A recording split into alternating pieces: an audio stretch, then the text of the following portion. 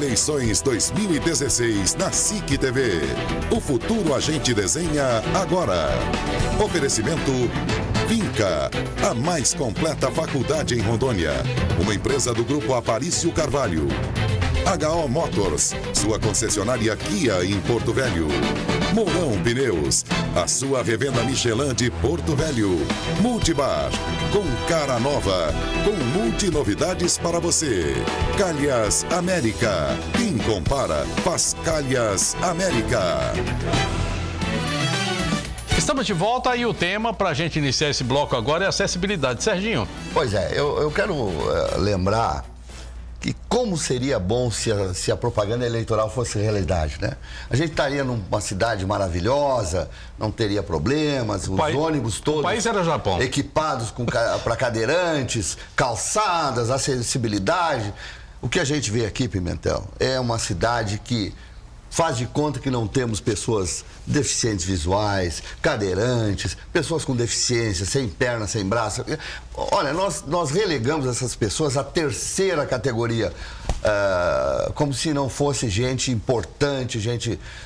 O que fazer, Pimentel, para tornar realidade as necessidades, que a cidade se adapte a essa gente? Primeiro, atualizar o novo plano diretor do município. Segundo, atualizar e reformular um novo plano de código de postura. Terceiro, o poder público municipal dá exemplo de acessibilidade, de calçadas, com rampas para os nossos cidadãos especiais, com dificuldades especiais. Quarto, você criar um comitê para estabelecer ciclovias, discutindo com a comunidade novas ciclovias. Quinto, você melhorar também dentro da mobilidade urbana um transporte coletivo mais digno, com terminais, com corredor de ligação entre um terminal e outro, diminuindo o tempo de espera de 1h40 para 40 minutos, com ônibus adaptados para transportar os nossos cidadãos com dificuldades especiais. Enfim, são políticas desta forma que você faz a inclusão social e você melhora a vida das pessoas. A prefeitura foi feita para apresentar soluções e ser o indutor junto à comunidade, junto ao segmento produtivo, junto às entidades de classe para a transformação. Se a prefeitura se acomoda, se a prefeitura não toma as atitudes de liderar os processos, cada vez mais o caos se estabelece. Cada vez mais as soluções não existem. É por isso que a prefeitura tem que induzir, tem que comandar, tem que discutir, deliberar e monitorar o cumprimento do que foi discutido com a comunidade. Nós estamos numa cidade que é capital do estado. Perfeito. Aqui todos os órgãos públicos estão centrados aqui. Perfeito. 90% dos prédios públicos não têm acessibilidade. Como fazer com que os órgãos públicos que não são municipais se adequem? Eu acho, Sérgio, que nós não podemos dizer que 90%. Eu vejo já alguns avanços em vários órgãos públicos, como inclusive a prefeitura. No próprio CPA, né? Então eu entendo que até no gabinete, acho que da própria prefeitura, acho que teve alguma alteraçãozinha já feita de anos anteriores que foi concluída agora. Então o que nós temos que fazer, basicamente, não é nem tanto nos prédios públicos, porque eles estão à mercê dos órgãos de controle. É as calçadas, é as avenidas, é os pontos que os cidadãos usam com dificuldades especiais para ir e vir, para estudar, para trabalhar, para fazer suas compras, a sua vida do dia a dia. É isso que nós temos que focar como um plano estratégico. Sem esquecer também as repartições, os órgãos públicos que se não se adequaram. E criando uma fiscalização, criando um sistema de que as licenças de novas construções têm que passar por essa exigência e durante a execução da obra ter o monitoramento e a fiscalização durante a execução. Não é você fazer a fiscalização depois que a obra está pronta. Bom, nós vamos ainda nessa linha aqui. A gente tem aqui o Tribunal de Contas do Estado, mais o Ministério Público, e nenhum gestor tem a coragem de falar aquilo que eu vou falar. Mas é o seguinte, eles mandam mais do que o prefeito e às vezes mais do que o governador. Uma decisão ou um aconselhamento do TCE ou do MP vale muito mais do que uma lei. Como é que você vai fazer para primeiro, seguir aquilo que manda o TCE e o MP com relação a obras. Como é que a gente vai resolver problemas como, por exemplo, o bairro Triângulo, em que o MP vai contra a ideia que se tinha na época de se fazer alguma intervenção naquela área, porque aquilo ali é cultural. E aí ocorre o problema que ocorreu há poucos dias atrás, desbarrancamento, enfim, essa coisa toda. Como é que se andar com esses dois entes aqui, MP e TCE? E vocês ainda têm mais o Tribunal de Contas do município, TCM, que diz o seguinte, olha, não pode fazer isso, e aí para a obra, e a obra vai ficar muito mais cara. Eu entendo que a receita dessa sua pergunta é a que eu adotei quando fui secretário de Saúde. Depois da operação da Polícia Federal, eu trabalhava de um lado com o Ministério Público e do outro lado com o Tribunal de Contas. E nós tivemos avanços significativos no campo da discussão da ideia. Você não pode discutir com o Ministério Público e com o Tribunal de Contas sem você estar preparado, sem você ter uma boa solução do projeto. O Tribunal de Contas e o Ministério Público são pessoas razoáveis, são pessoas que aplicam o interesse da coletividade. Se você tiver essa performance, este cuidado e este preparo, consegue-se no debate das ideias a solução melhor para implementar políticas públicas para a população. É isso que eu adoto, é isso que eu vou adotar, é isso que eu sei fazer, é o que eu fiz a vida toda. Você era bastante jovem quando chegou aqui o Projeto Cura. Acho que um pouco antes do Carlinhos Camurça, quando eu era prefeito, e o Projeto Cura foi o seguinte, é um dinheiro para fazer asfalto de ruas. Como o dinheiro era curto, aquela história de cobertor, né? O cobertor ou cobre o pé ou descobre a cabeça, enfim. E o pessoal resolveu fazer o seguinte, a rua era muito larga, faz só um caminho de asfalto. E isso virou uma prática aqui dentro de Porto Velho. Nós temos, por exemplo, uma avenida aqui no centro, João Goulart, que eu acabo de me lembrar dela aqui, que é uma avenida que precisa ser adequada àquilo que ela se propõe ser a vida inteira. Nós temos ali escolas, nós temos comércio, nós temos hospitais, a CAERD, enfim. E aí, como é que faz um negócio desse? Como é que faz? É fazendo como eu sempre soube fazer. Fazer bem feito. As coisas na minha gestão, ela tem começo, meio e fim. E qualidade na ponta, na entrega do equipamento para a sociedade usufruir. É qualidade. Nós temos que ter a responsabilidade de implementar ações que tenham começo, meio e fim e que, acima de tudo, tenha o padrão da satisfação do nosso cidadão. É assim que eu trabalhei a vida toda, desde os 16 anos, completei esse ano 38 anos de vida pública, e é assim que eu vou adotar esse mesmo perfil de gestão, de administrador, de trabalhador, à frente da Prefeitura de Porto Velho. Pimentel, nós temos uma cidade enorme, nós temos uma capital, tu já falaste do tamanho dela, que todos nós sabemos que é gigantesca. Perfeito. O desafio de um prefeito é do tamanho da área geográfica da cidade, e nós temos também um dos trânsitos mais confusos do país.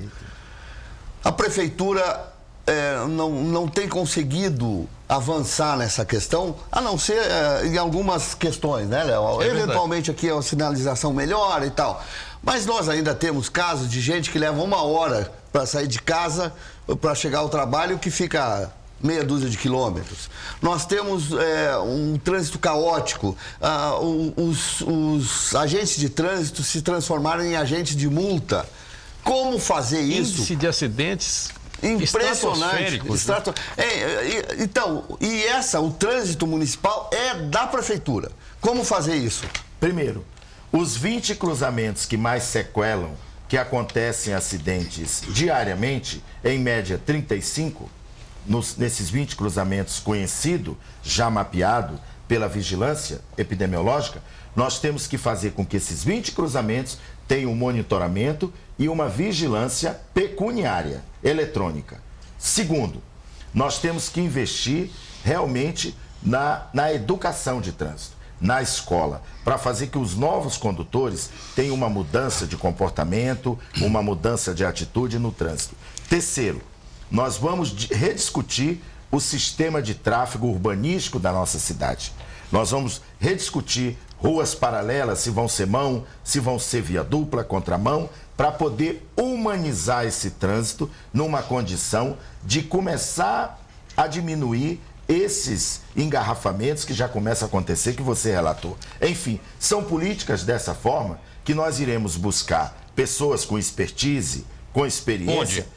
Em Curitiba, São Paulo, Rio de Janeiro. Hoje tem vários especialistas. Nós não temos nem engenheiro de trânsito. Mas é isso. Se nós não temos, nós temos que buscar onde tem para fazer. É a mesma coisa. Então quer dizer que porque não tem uma solução paroquial dentro da prefeitura, eu vou ficar esperando ela cair do céu? Eu vou buscar experiências exitosas, soluções que já existem de sucesso em outros centros para trazer para cá. O mundo está globalizado. Existem ideias, existem ações, atitudes que resolvem o problema das pessoas que já estão implantados em vários centros das cidades. E nós vamos fazer isso. Por exemplo, é o caso de parceria pública e privada de uma gestão para troca de lâmpada de vapor de sódio amarela por lâmpada de LED, que economiza 30% do consumo de energia e a lâmpada demora a queimar 10 anos. Isso já existe em várias capitais. Por que não também fazer aqui?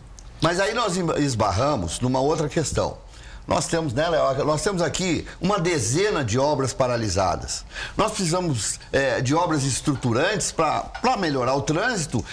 Há necessidade, muitas vezes, de obras. Nós não conseguimos fazer um viaduto, nós não conseguimos entregar à população um centro de lazer, que é aquele espaço alternativo. Que está sendo concluído. Mas Pimentel, uma obra daquela que já devia estar pronta há 2 anos. Mas há 2 anos. Mas acontece que quando o prefeito lidera os processos, ele vai para frente dos problemas, ele não fica enclausurado, acovardado ou adormecido, ele passa a ter a atitude da solução.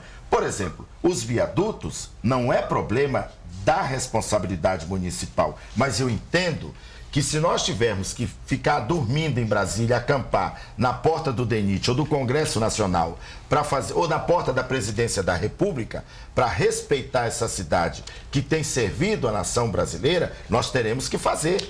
Nós temos que ter uma prefeitura de atitude proativa, tentando resolver problema. Prefeito foi feito para poder atender o que a comunidade quer. Não é para poder ficar esperando cair solução do céu. E isso eu sou um homem de atitude, eu sou um homem que a minha biografia permite eu estar falando com vocês. E com você, meu telespectador, você, meu cidadão de Porto Velho, que me conhece, sabe do meu passado, porque eu nasci e fui criado aqui. E é dessa mesma linha, com a firmeza, que eu vou adotar a tomada de atitudes em sendo prefeito da capital. Vem aí o Uber. Você falou que vai em conta daquilo que é novo. O novo está chegando aqui agora também. Uma hora vai chegar aqui. Se já chegou em tudo que é lugar, uma hora vai chegar o Uber aqui também. Nós temos aqui um sistema de transporte de ônibus, que é aquele antigo que a gente já conhece. Ônibus para um lado, para o outro, fazendo roteiros. Isso pode ser mexido? A gente pode ter um outro tipo de transporte? Você falou de modernidade, alguma outra coisa pode ser colocada aqui em Porto Velho? Nós falamos aqui a respeito das ciclovias e ciclofaixas. Nós temos uma rua aqui, apenas uma, que ela tem uma ciclofaixa, que aliás é um erro ter aquela ciclofaixa, porque ela é a causadora de uma série de acidentes. É uma coisa antiga que já deveria ter sido mexida. O que fazer? E mais, de onde vem esse dinheiro para mobilidade urbana? Deixa eu lhe dizer, com bons projetos, nós temos que buscar apoio do governo federal, continuar tendo o apoio do governo estadual, do governador Confúcio Moura. Eu entendo que essa cidade, ela precisa de apoio. A questão do Uber, o novo sistema de transporte de aluguel, nós temos que verificar se isso vai atrapalhar a vida dos taxistas da nossa cidade, que vivem, que dependem disso. Então, nós temos que verificar se antes de nós aceitarmos, concordarmos, nós não podemos oportunizar cada vez mais a melhoria do transporte dos táxis, que muitos deles não têm nem ponto de táxi para eles ficarem parados. Vários reclames na cidade, eles não têm ponto, não há uma condição para eles prestarem um serviço de melhor qualidade. Então, o Uber, para mim, eu sou contra. Nós temos que primeiro esgotar a organização do serviço público de transporte local. Aí poderíamos estar pensando numa outra alternativa. Vans também, eu acho que nós temos que primeiro esgotar o transporte coletivo. Aquele que existe. Que existe, melhorando ele. Melhorando, tem que ser por etapa. Você não pode apresentar 10 soluções que vai causar, você não sabe o efeito, pode causar até um transtorno maior. Você tem que esgotar as etapas. E na medida que as etapas não vão solucionando os problemas, você vai ampliando para mais uma outra etapa. Olha, eu trabalho dessa forma. Olha, não é transporte, mas se movimenta sobre trilhos. O senhor pretende reativar, sendo eleito, o trecho de 7 quilômetros ali da Estrada de Ferro Madeira Mamoré? Eu vou lhe explicar. O Léo roubou minha pergunta. É verdade? Eu vou lhe explicar. Ali está acontecendo agora uma questão de que técnicos que estão verificando o sistema da fenda da terra que desabou, eles entendem que está totalmente desarticulada essa proposta. Porque o trem andar 7 quilômetros com o peso... Batendo. E a questão do barranco fragilizado com a fenda que surgiu, ocasionaria o rompimento de mais barranco desabando. O que eu entendo é que a estrada de ferro tem que ter uma solução de respeito, de restauração e de higiene daquele lugar. Aquele lugar não pode continuar como um depósito de preservativo e com um depósito de bagana de cigarro de maconha. Mas quem é que manda ali, Pimentel? É do município. A responsabilidade é do município. Agora nós temos que trabalhar integrado. Aquilo não é quem manda. Aquilo pertence à nossa história. Aquilo pertence a todos. É um pertencimento do começo das nossas vidas. Então nós temos que congregar, trazer todos para tomar de conta. Nós temos que limpar, nós temos que tomar de conta daquele patrimônio e ter uma hora para contemplar, com uma iluminação, com uma higiene, com alguém tomando conta, fiscalizando para não depredar. É isso. E isso é o mínimo que a administração pode fazer. Mas, Pimentel, olha só, o Everton, o Everton Leone, nosso companheiro, é um dos que tem falado isso. Se a gente for somar todo o dinheiro que já foi investido naquela estrada de ferro nos últimos anos, daria para construir de novo o trecho até Guajará-Mirim. E olha lá se não fosse até Rio Branco. O problema ali não é de dinheiro, o problema é todo mundo dá pitaco e ninguém resolve nada. Mas aí nós temos que liderar o processo. Você veja a importância do prefeito, ela é fundamental para dizer, essa cidade tem um gestor. Vocês querem criar normas, mas vocês não apresentam a solução. Se vocês estão dizendo que está errado, é porque vocês sabem fazer o certo. Me diga como é o certo, que eu quero fazer o certo. É isso. Agora, só se cria problema e não apresenta a solução, é isso. Regularização fundiária. Eu queria tocar nesse ponto aqui, porque é o seguinte, quando você tem alagação, você tem problema de regularização fundiária. Quando você tem lixo, regularização fundiária. Nós temos aqui APAs e APPs enormes aí, até do lado esquerdo do rio. Tudo isso aí para se fazer, por se fazer. Olha, você sabe que o nosso município tem uma herança ainda do território dessa questão de regularização fundiária.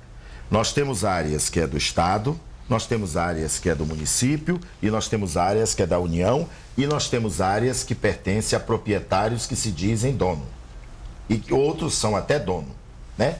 Então, nós temos uma situação que temos que ter uma prioridade para poder, dos 180 mil imóveis, em média, só temos 30% escriturado. Em torno de 70% dos imóveis, as pessoas são consideradas ocupantes. Para mim não falar posseiro.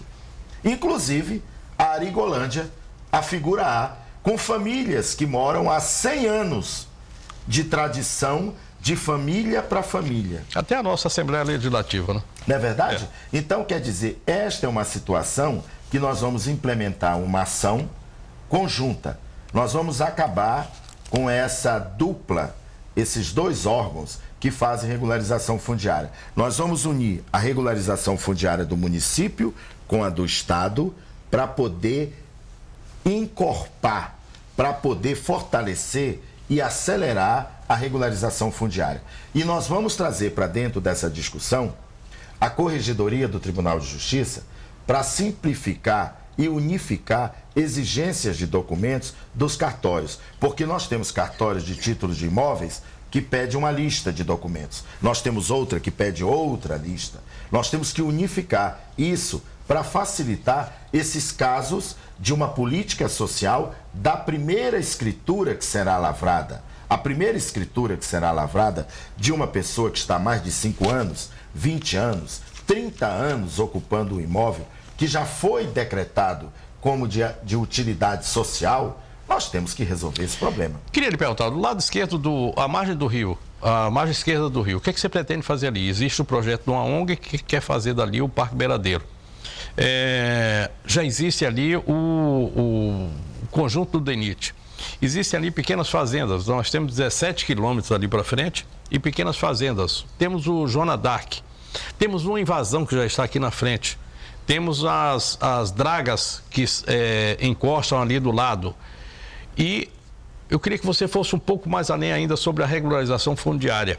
O que fazer com 111 quilômetros de canais que nós temos aqui que precisam ter um olhar diferenciado por causa das casas que estão sendo construídas ali que precisam ser preservados, os canais. Perfeito. Quer dizer, é uma gama enorme. Aí você tinha me falado lá atrás de uma pergunta que nós fizemos a respeito de fiscalização. Não temos fiscais suficientes para isso.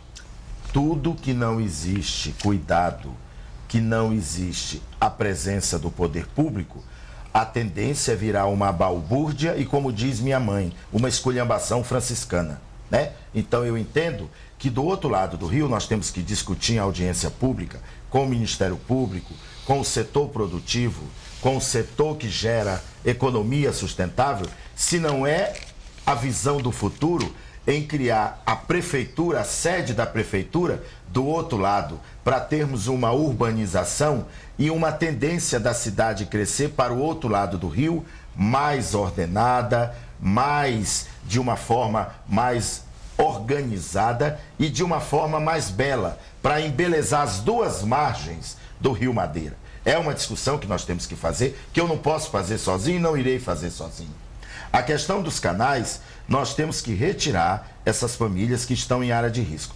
Todas as famílias que estão em área de risco, que podem morrer, que podem ser soterradas, que podem correr um risco à sua integridade, a prefeitura tem que tomar uma atitude unindo as duas defesas civil, do Estado e do município. Transversalidade. Exato. Não pode nós ficarmos esperando acontecer o acidente para depois irmos lá recolher os corpos para poder enterrar dentro de um caixão comprado de um preço baixo por ser uma pessoa indigente ou dentro da assistência social. Isso eu não tolero. Por falar em caixão, se tu for prefeito, tu vai manter essa legislação em que a família do morto não pode escolher a funerária? Onde você já se viu isso?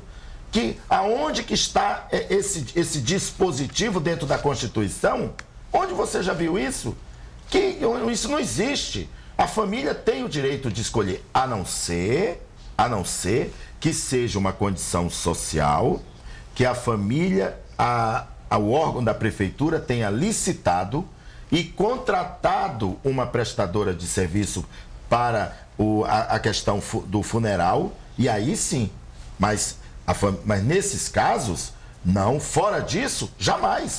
Eu preciso lhe fazer uma pergunta, nós estamos nos encaminhando para o final do... Essa sabatina que vocês estão fazendo comigo, vocês vão fazer com todos. Todos. Exatamente dessa mesma forma. Vocês estão percebendo o que eles estão fazendo comigo. Eu quero saber se vão fazer com todos, hein? Aqui será durante 7 dias o massacre da Serra Elétrica.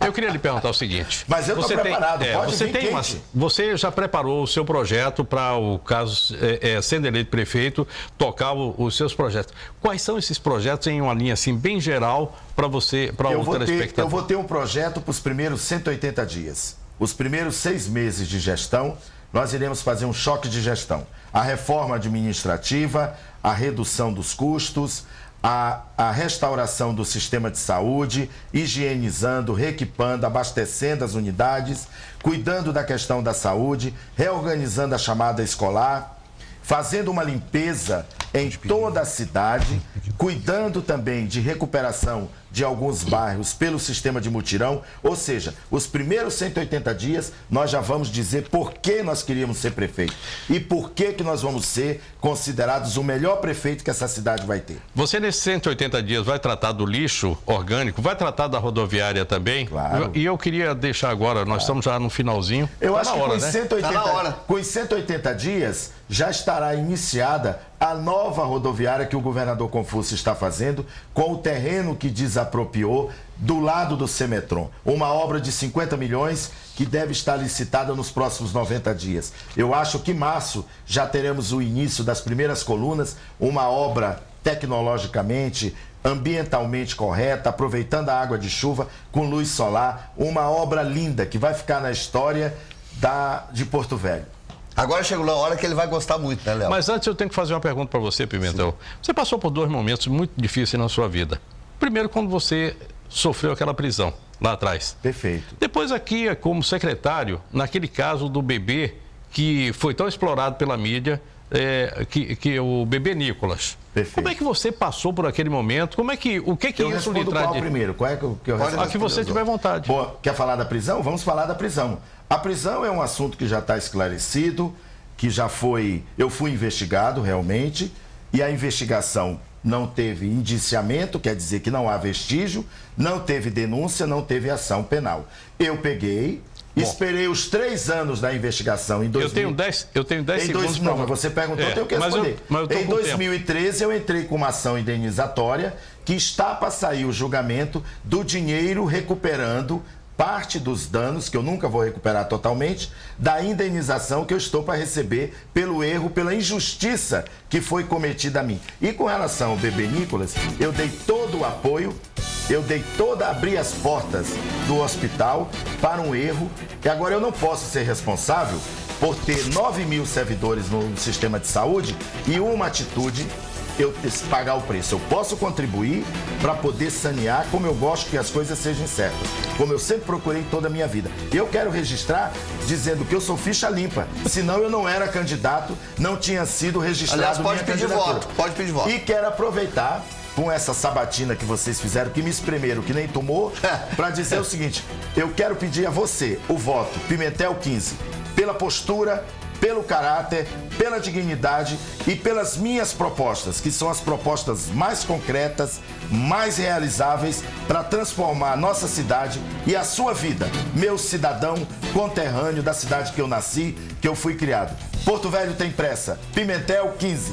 Obrigado, Pimentel. Amanhã nós vamos receber o Dr. Ribamar Araújo, é o nosso segundo convidado.